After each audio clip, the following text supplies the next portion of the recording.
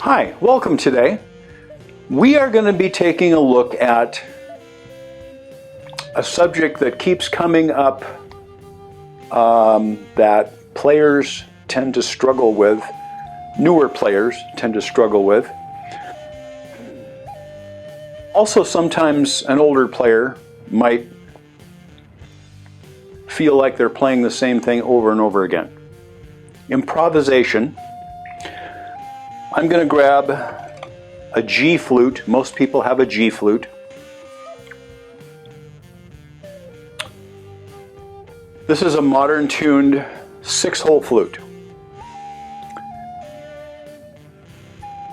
One of the things that I was shown when I first started playing the Native American flute is what I am going to call the scale song.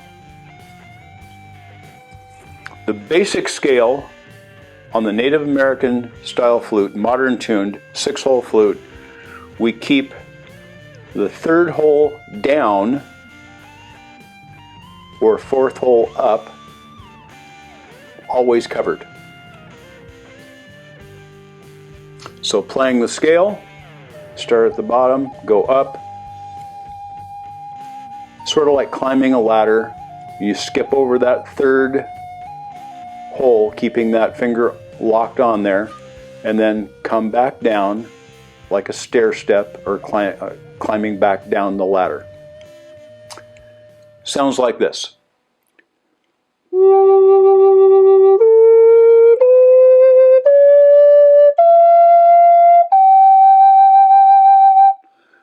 And back down.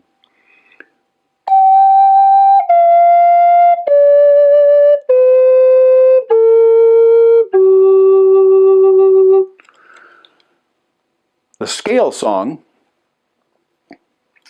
you can go one note either direction. You can repeat notes. You can change directions. You don't have to always go up. You can go back down, repeat notes.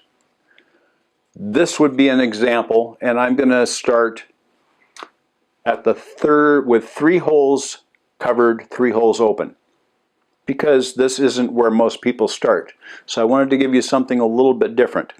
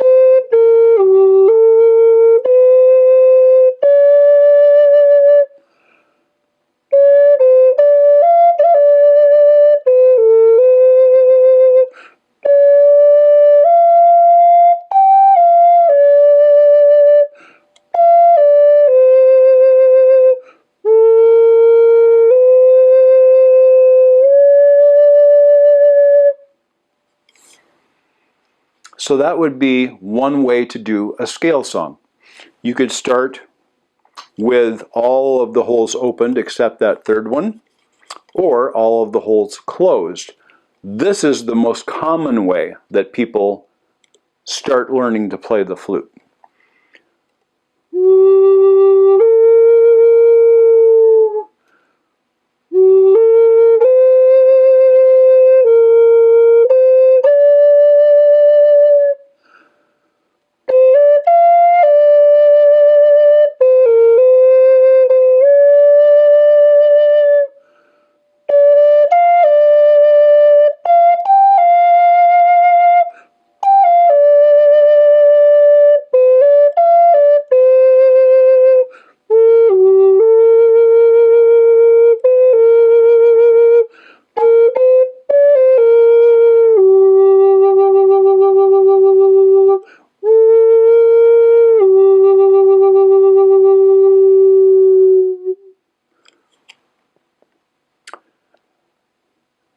After you get used to that a little bit, practice that scale until you know what each note feels like finger-wise. If I want to play the second hole opened like that, everything below that needs to be opened as well, and so on. So as you start learning that scale,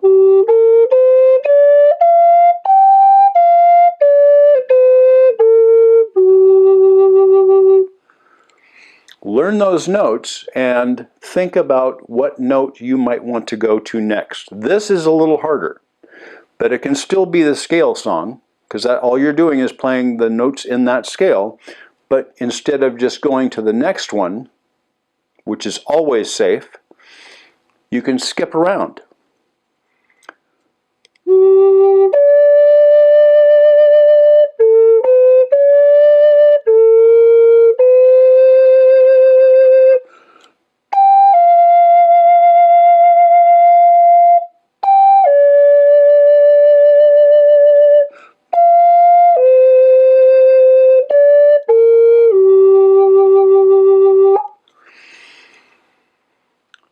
That, once you get used to that and become acquainted with knowing what fingers have to be off or on the holes to make that note sound good, or with the next notes, to stay in the correct scale, that can be a little bit more interesting sounding, instead of just one note right next to the other.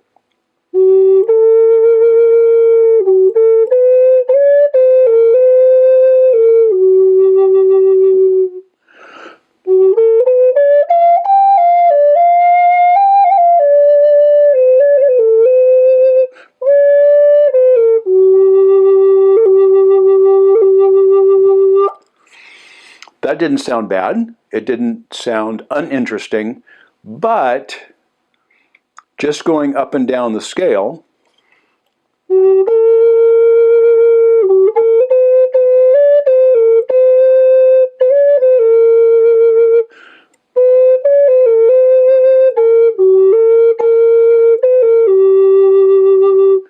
instead of doing,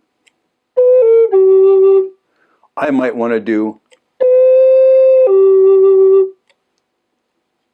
not play that next note. It might, the song that I'm hearing in my head might be,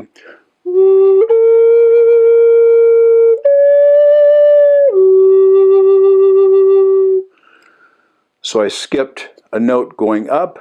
I went from that, closing all three, coming back down.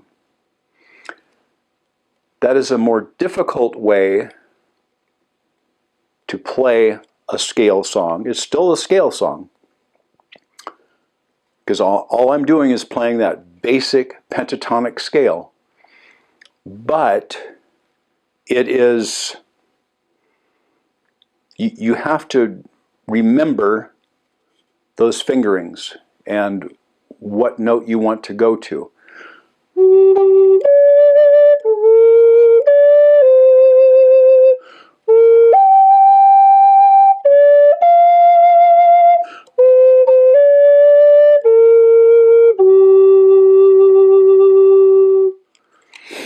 So that was skipping around, and that's what people do when they sing. They don't hit one note right after another.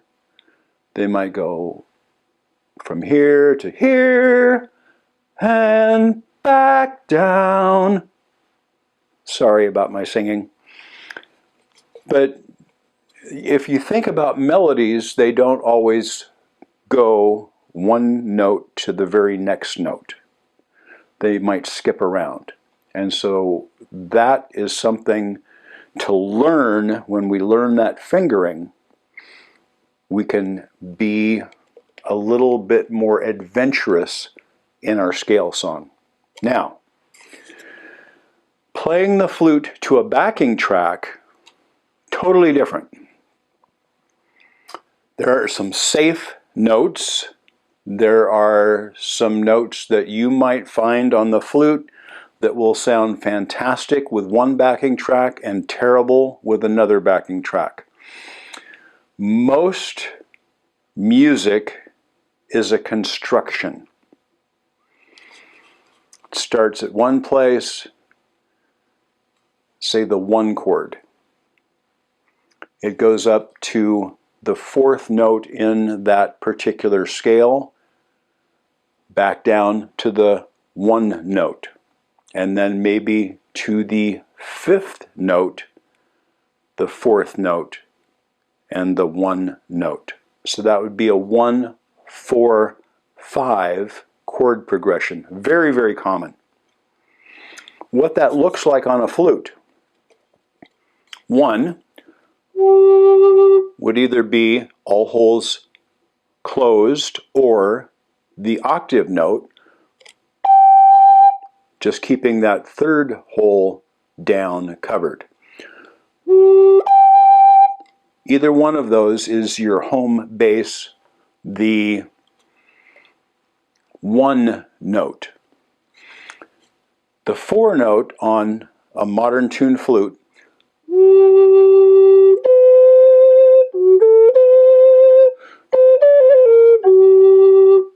is this one.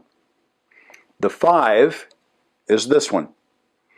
So a blues song, for example.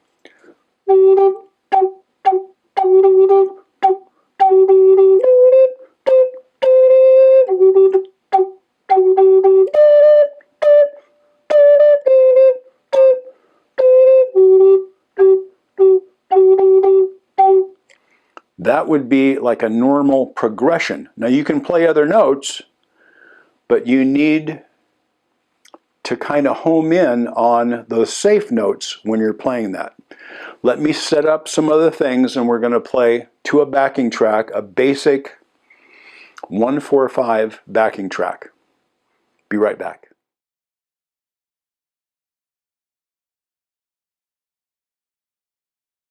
Playing with a backing track. The first thing to do when playing with a backing track, find something fairly simple. I created this one myself, just a basic guitar and drums. And it is in the key of G. I'm playing major chords, but a minor flute works fine. This is the 1 chord. Now the 4 chord in the progression. 1 chord again. Going to go to the 5, 4, and 1. This one doesn't have a turnaround, it just stays on that 1. Now it starts over again. 1,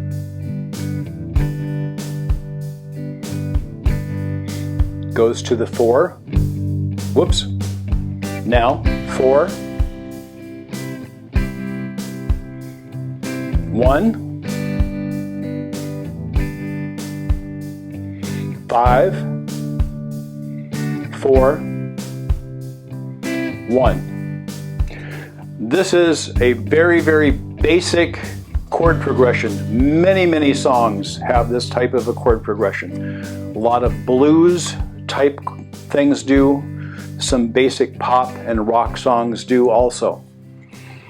So I'm going to start this over again.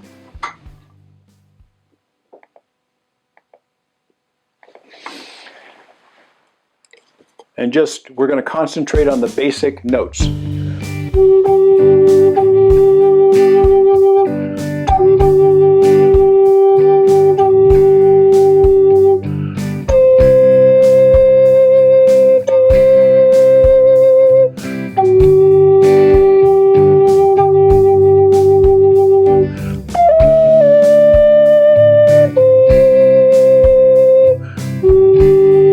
One more time, I messed that up. 1 chord.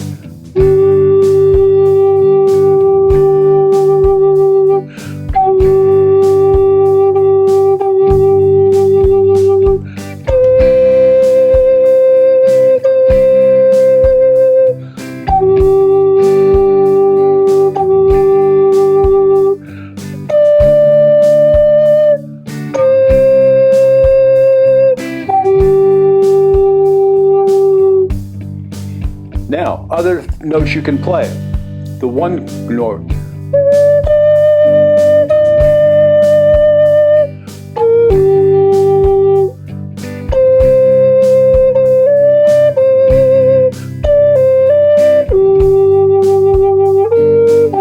Five, 4, 1, 1.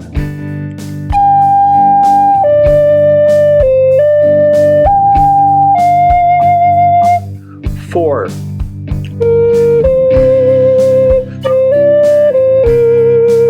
1, 5,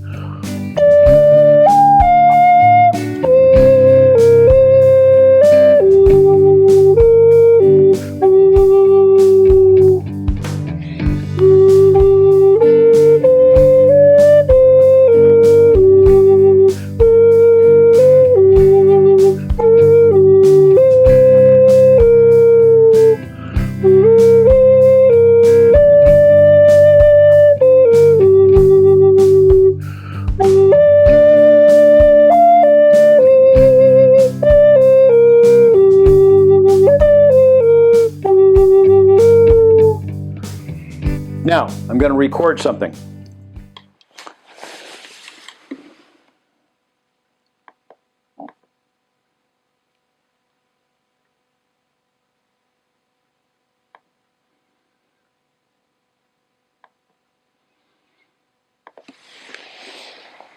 Show you some differences.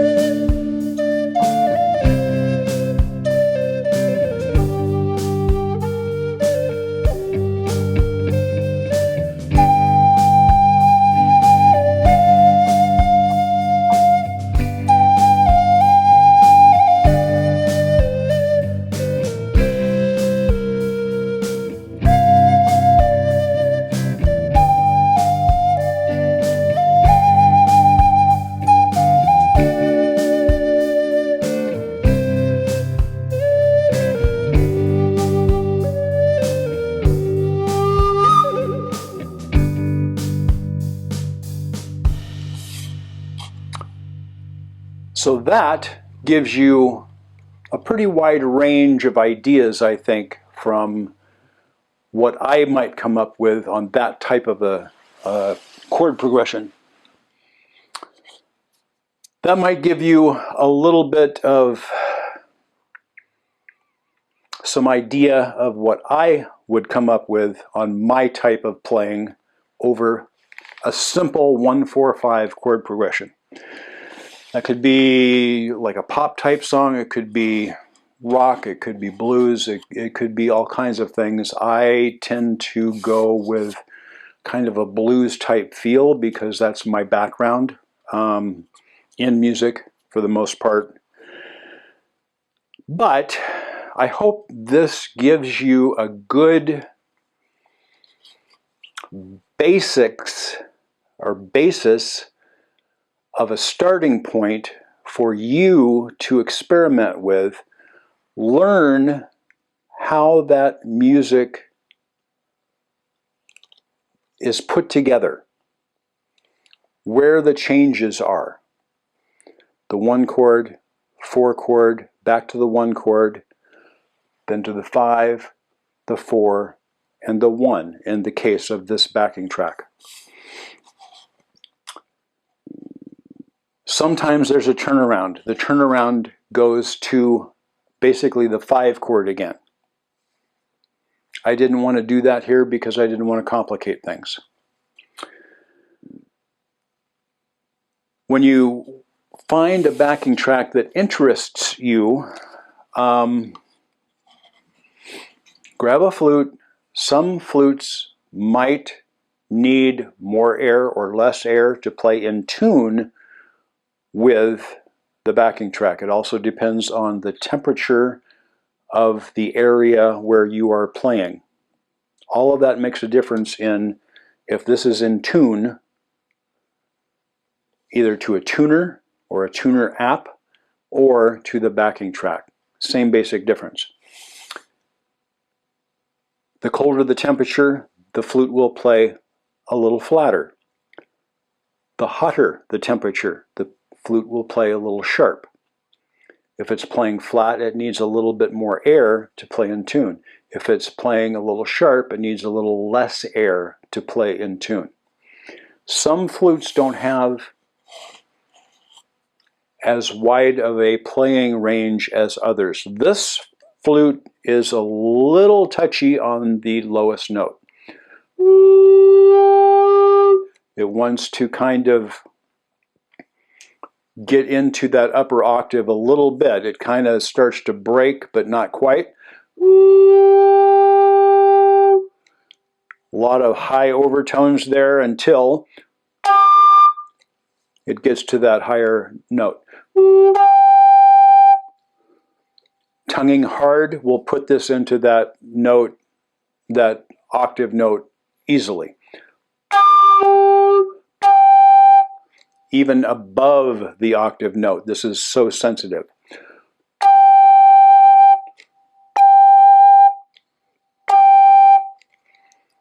So this one is a touchier flute, and if it was a very, very cold day or cold in my area, it might not make it to that G note easily without doing something, trying to break into that next octave. Play your flute to a tuner. See what your flute needs to play in tune in that key. You might need a different flute. There are other ways to do this also.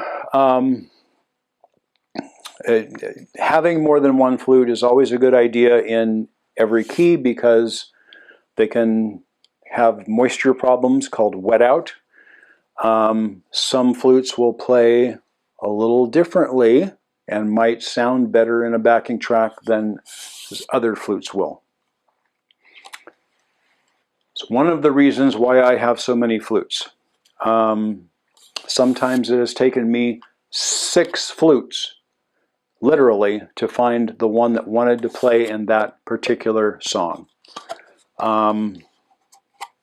It could be the chord progression and the notes that I'm trying to find, and if that flute will play those notes accurately all the way through. And quite often I use a lot of other cross-fingered notes and things like that. The major scale on this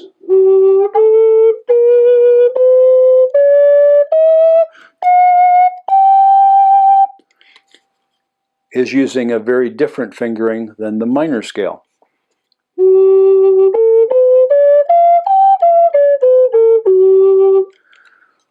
But some of those major notes will fit in some minor songs. It depends on the feel that you want to do.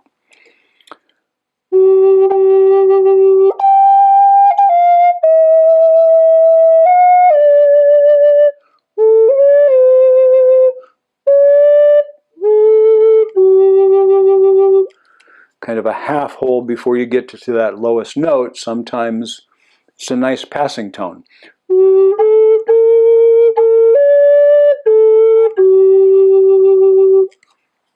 So, again, I hope this helps. I hope this gives you a better foundation and understanding of what it takes to play in or to a backing track or along with a backing track. And I hope that you can gain confidence from this by going over, pick one track that interests you, find a flute that will play to that, and practice and practice, go over it, do different things with your flute, see what you like about it, what you don't like about it, try a different backing track if that one doesn't work with your particular flute, or try a different flute with a different backing track. Sometimes it's going to take a little bit for things to mesh well for you to be able to get your confidence level up to where you're going to be able to really start to learn how to play with backing tracks. Other musicians, same thing. What do I play when they're playing something else? The first thing to do is always listen. What can I do to help the song, to help that music, help make that a better musical statement? Sometimes it's just staying in the background. Sometimes it's trading kind of the spotlight to that song, if you will. So I hope that you've learned from this. I hope that you can gain confidence in your playing, because I want you to be able to play the very best that you can. Please, if you haven't yet, subscribe. Click the little bell down over there so that you can be notified the next time I post a video. It could be a tutorial like this.